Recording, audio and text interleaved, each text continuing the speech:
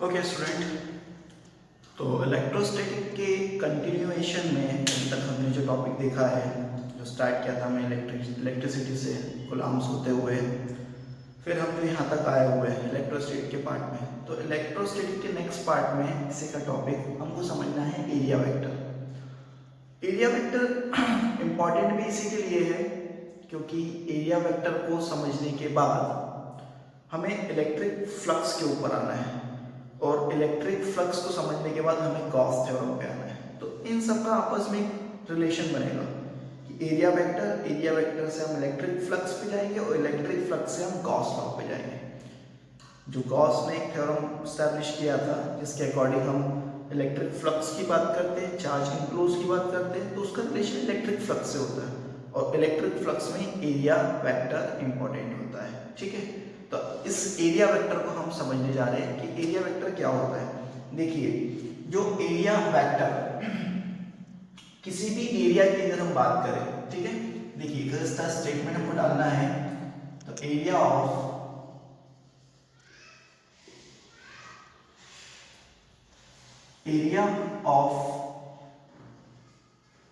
Surface is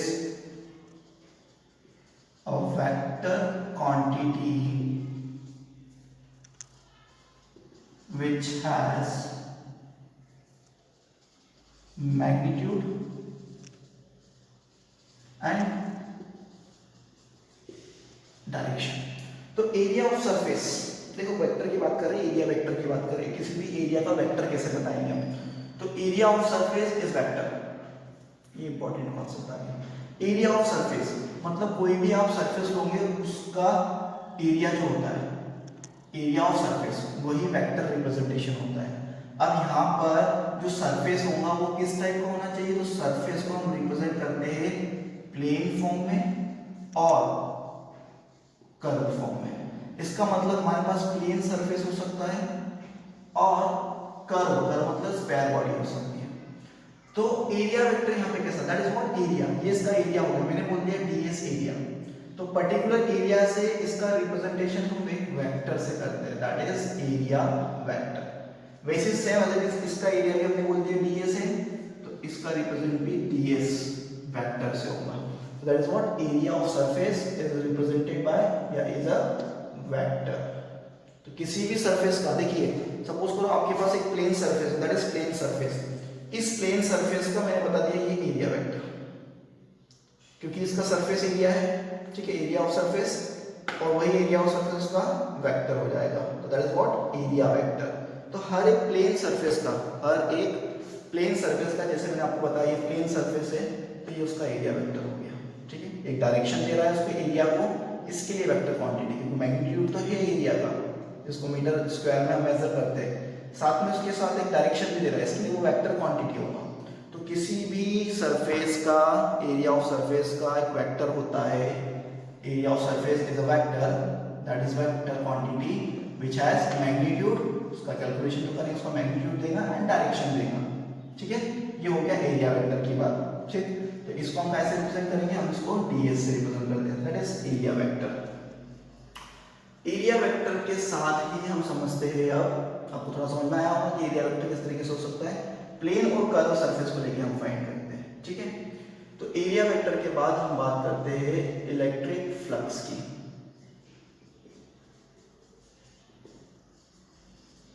अब area vector के लिए इंपॉर्टेंट हो जाएगा हमारे पास इलेक्ट्रिक फ्लक्स, जो कि इंपॉर्टेंट पॉइंट है। ठीक है, तो इलेक्ट्रिक फ्लक्स का देखो मैं स्टेटमेंट डाल देता हूं पहले।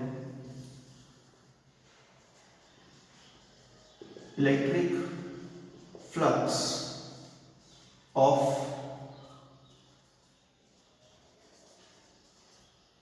Electric flux in electric field is equal to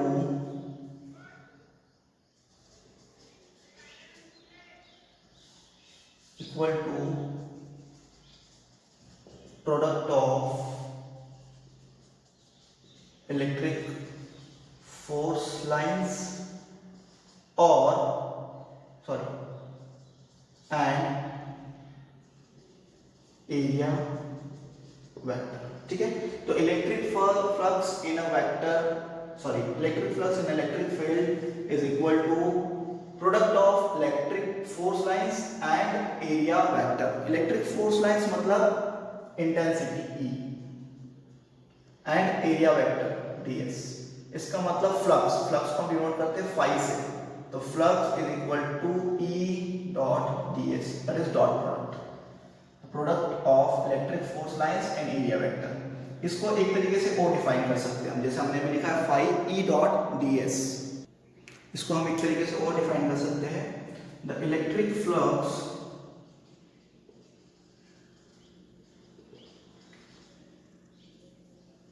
linked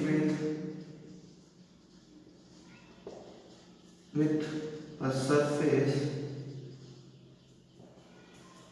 the electric flux linked with a surface in an electric field, जो इलेक्ट्रिक फ्लक्स लिंक हो रहा है सरफेस से इलेक्ट्रिक फील्ड में, is equal to electric force line passing normally through the surface।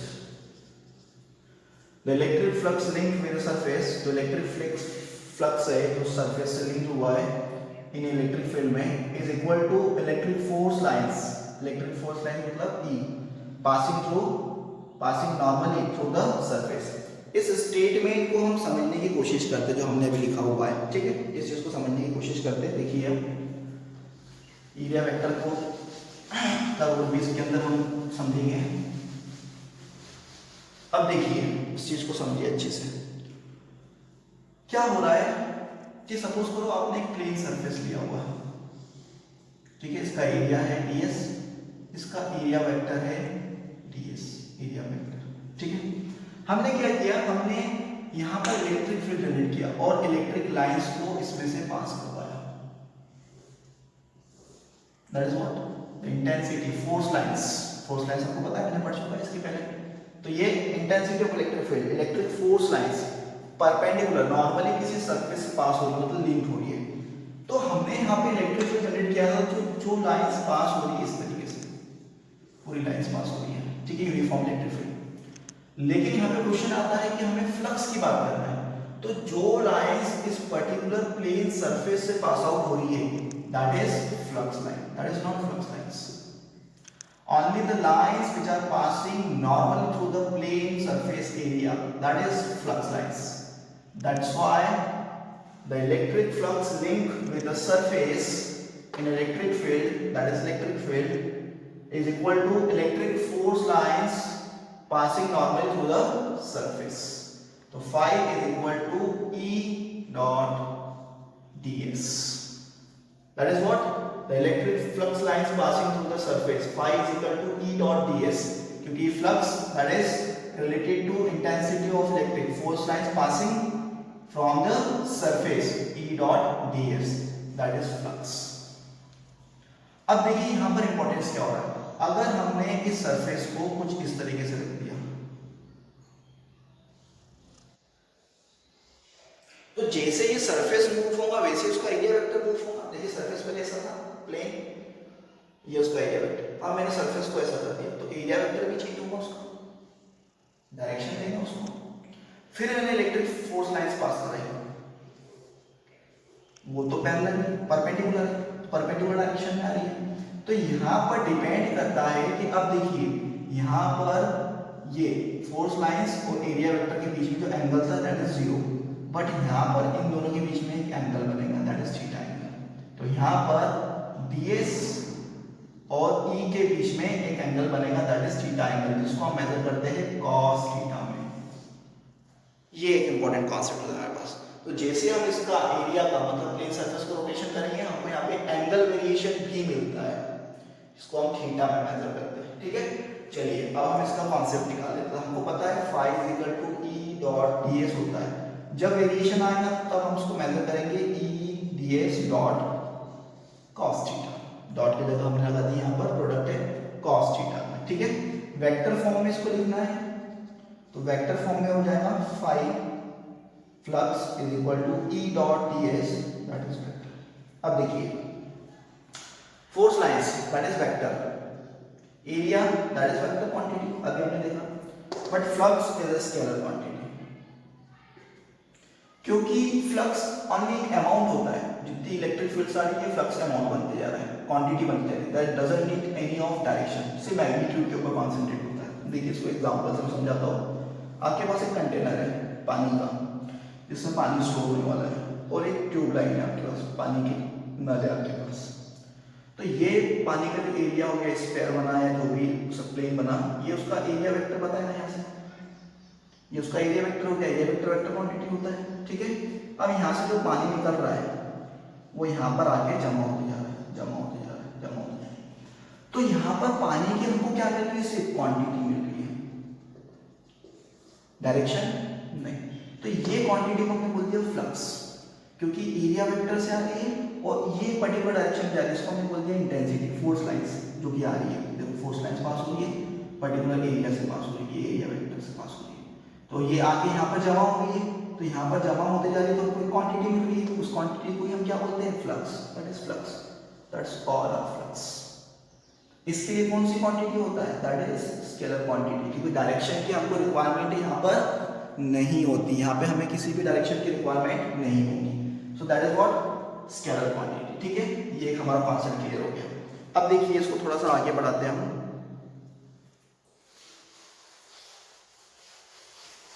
इसमें special cases देखते हैं कि एंगल वेरिएशन पे हम कैसे वर्क कर सकते हैं। ये एंगल की हमने बात करी, तो एंगल वेरिएशन में हम कैसे वर्क करेंगे, तो इसके लिए हम स्पेशल केसेस देखते हैं।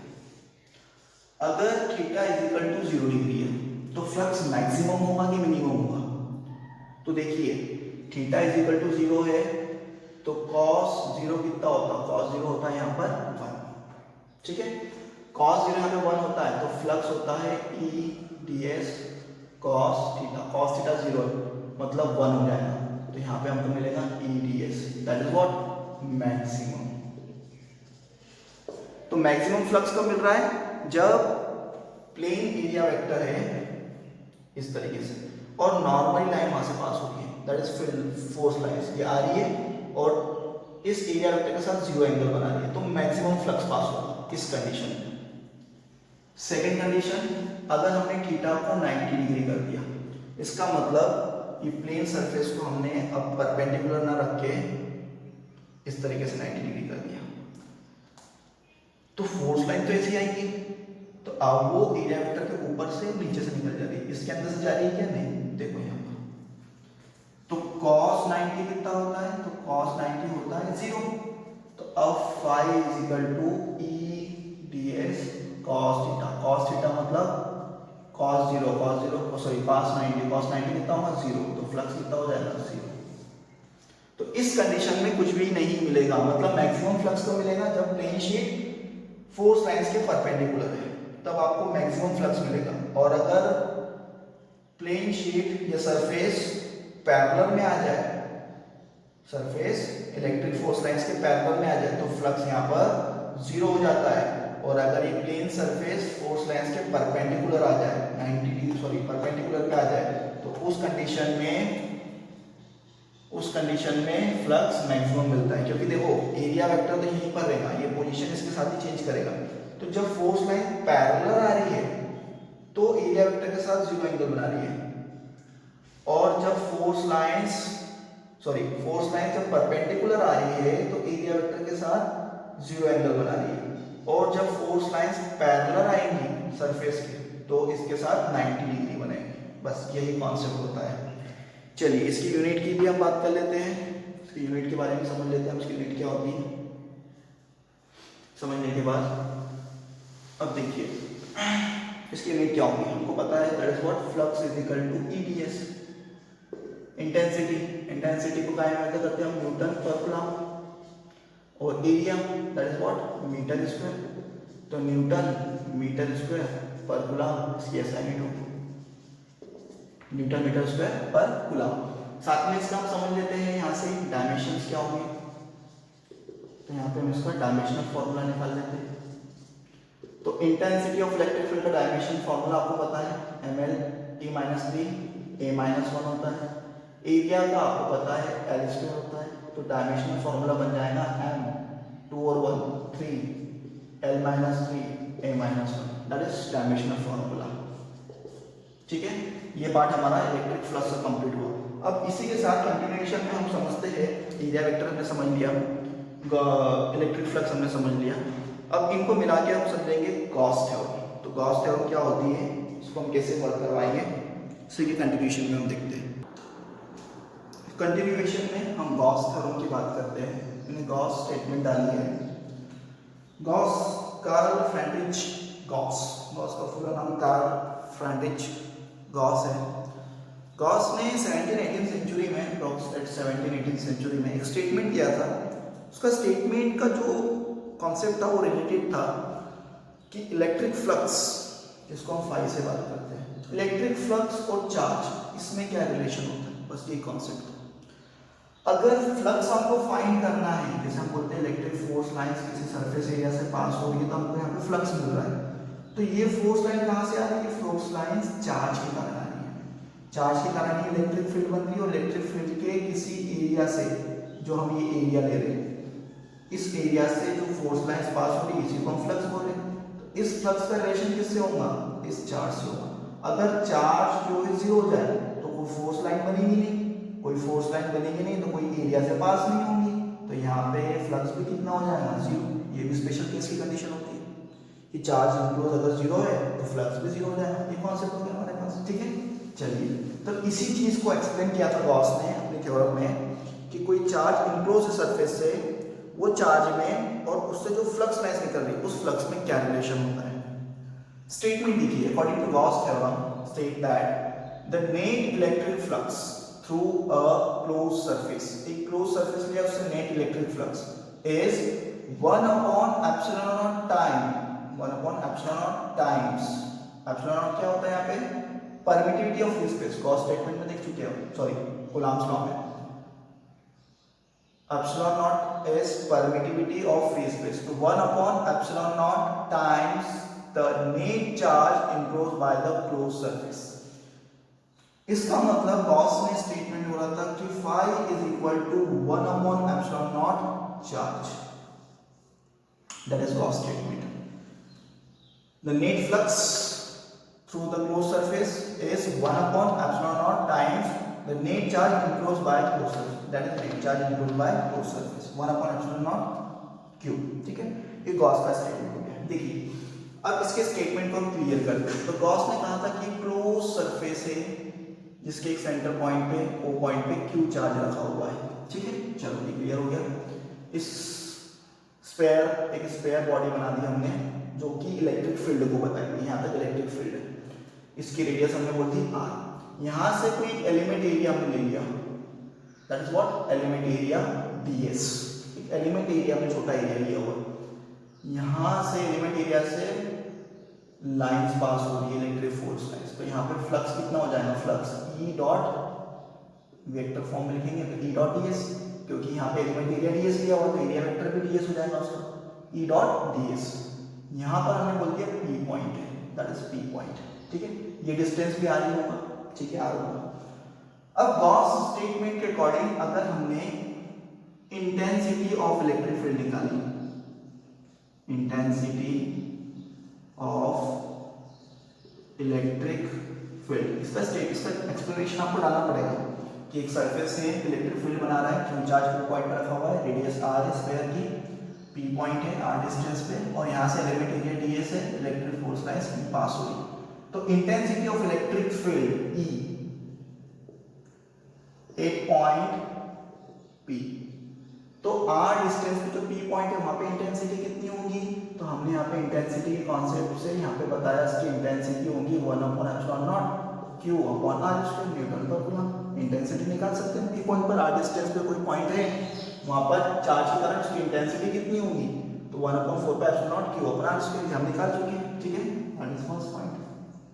अब देखिए यहाँ पे कॉन्सेप्ट कि एरिया वेक्टर है इस डायरेक्शन में और फील्ड भी इस डायरेक्शन, मतलब थीटा कितना होगा यहाँ पर, दैट दैट इज 0, थीटा यहाँ पर 0 डिग्री, मैक्सिमम फ्लक्स मिलने की कंडीशन है, मैक्सिमम फ्लक्स मिलेगा यहाँ पे थीटा 0 cos थीटा 0 मतलब 1, phi is equal to EDS, maximum flux मिलेगा, थीटा 0 यहाँ पर।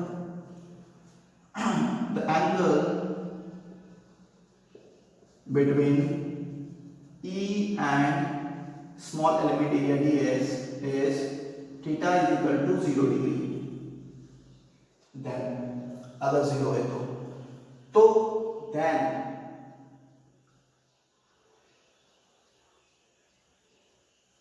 इलेक्ट्रिक फ्लक्स फ्रॉम, देखो electric flux phi from small element area, from small element area ds। हम पूरे सरफेस से फ्लक्स की बात नहीं कर रहे कि पूरे सरफेस से कितना फ्लक्स निकलेगा, हम बात कर रहे हैं इस स्मॉल एलिमेंट एरिया ds कि इस एलिमेंट एरिया ds से कितना फ्लक्स निकलेगा, सिर्फ उसी एलिमेंट एरिया से ds से, और ds एलिमेंट एरिया का इंटीग्रेशन कर देंगे हमको पूरा सरफेस मिल जाएगा, पूरे स्फीयर का मिल जाएगा, पूरे स्फीयर से कितना फ्लक्स पास हो रहा है, ये हमारा कॉन्सेप्ट होता है, इसका इंटीग्रेशन कर देंगे हम लास्ट में।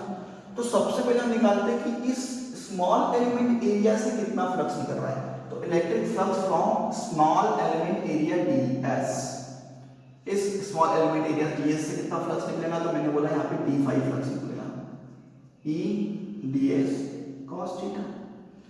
अब थीटा की कंडीशन क्या है 0, तो यहाँ पे हो जाएगा E ds d5, तो d5 कितना मिल गया मुझे, d5 is equal to E ds। चलो ठीक है, E की वैल्यू मुझे पता है, स्टेटमेंट बता देता हूँ। अब आगे देखिए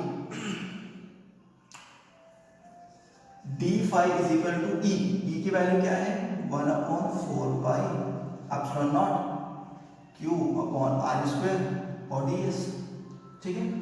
लेकिन मुझे नेट फ्लक्स चाहिए, तो net flux passing through close surface, इस क्लोज सरफेस से जहां पे चार्ज इंक्लूज है, उस क्लोज सरफेस से कितना नेट फ्लक्स निकलेगा, तो यहां से नेट फ्लक्स निकलेगा, मैंने बोल दिया फाई, इस सरफेस इंटीग्रेशन ऑफ d5 का सरफेस इंटीग्रेशन कर दो तो आपको नेट फ्लक्स मिल जाएगा। टोटल कितना फ्लक्स पास हो रहा है, net flux passing through close surface area where charge q is enclosed in the surface area, तो phi is equal to s, d5 is equal to what 1/4 pi epsilon naught q upon r square ds। अब integration के बाहर क्या आएगा, constant quantity 1/4 pi epsilon naught, charge बाहर आ जाएगा, ठीक है, साथ में r स्क्वायर भी, तो क्या बचेगा इंटीग्रेशन में बचेगा ओनली ds। देखो surface integration of ds is what small element area, उसका पूरा इंटीग्रेशन, तो यहाँ पर surface integration of ds is equal to हो जाएगा 4 pi r square, because that is surface area of sphere. Area जो होता है स्फीयर का सरफेस एरिया कितना होता है, स्फीयर का सरफेस एरिया होता है 4 पाई r स्क्वायर, तो यहाँ पे हम क्या पुट अप करेंगे 4 पाई r स्क्वायर, तो हमारी फ्लक्स की वैल्यू क्या हो जाएगी, तो flux is equal to 1/4 pi epsilon naught q upon r square into 4 pi r square, ठीक है। अब देखिए यहाँ पे क्या कैंसिलेशन हो रहा है, तो यहाँ पे कैंसिलेशन हो रहा है 4 पाई का और r स्क्वायर का, तो क्या बचा हमारे पास बचा phi इज इक्वल टू 1/एप्सिलॉन nought, that is charge, that is coulomb, sorry that is Gauss statement, इसी चीज की हमने बात करी थी, ठीक है। तो that is flux passing, net flux passing through the close surface area, through the close surface area, flux is passing from the close surface area is 1/एप्सिलॉन times of charge enclosed in closed surface, enclosed in closed surface, closed surface में charge includes है, उसके 1/एप्सिलॉन times के बराबर होता है net charge.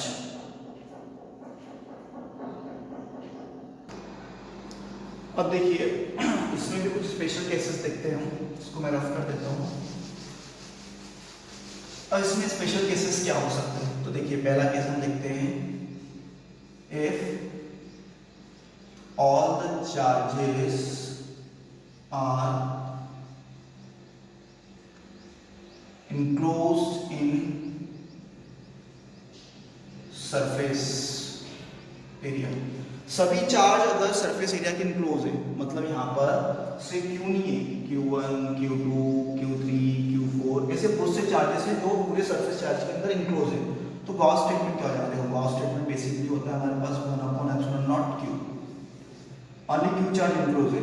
अगर various charge enclose है तो 1/ε0 Q1 plus Q2 plus Q3, कितने भी चार्ज हो सभी का सम करना पड़ेगा आपको, मतलब phi is equal to 1/ε0 summation of charges, सभी का सम कर दो। तो जरूरी नहीं है कि एक चार्ज, बहुत से चार्ज भी अगर एक क्लोज सरफेस बना रहे हैं, यहाँ पे रखे हुए बहुत सारे चार्ज है 5, 3, 6 कितने भी हो, सभी का सम कर दो तो भी नेट फ्लक्स आपको मिल जाएगा। सेकेंड कंडीशन हम देखते हैं जो मैंने आपको पहले बता दी कि अगर इनक्लोज चार्ज जो है वो जीरो है, तो सीधी सी बात है गॉस स्टेटमेंट के अकॉर्डिंग अगर इनक्लोज चार्ज जीरो है तो 0/ε0 दैट इज जीरो, तो फ्लक्स भी कितना हो जाएगा यहाँ पर जीरो हो जाएगा, दैट इज कंडीशन। ठीक है, आउटसाइड है तो भी कोई फर्क नहीं पड़ने वाला, अगर यहाँ पे आउटसाइड है तो भी फ्लक्स के ऊपर मैटर नहीं करेगा, और सेकंड वन अगर यहाँ पे इनसाइड जीरो हो गया तो कोई फ्लक्स लाइन बननी ही नहीं वाली है। ठीक है, तो कुछ स्पेशल केसेस भी होते हैं गॉस के जो कि इंपॉर्टेंट होते हैं।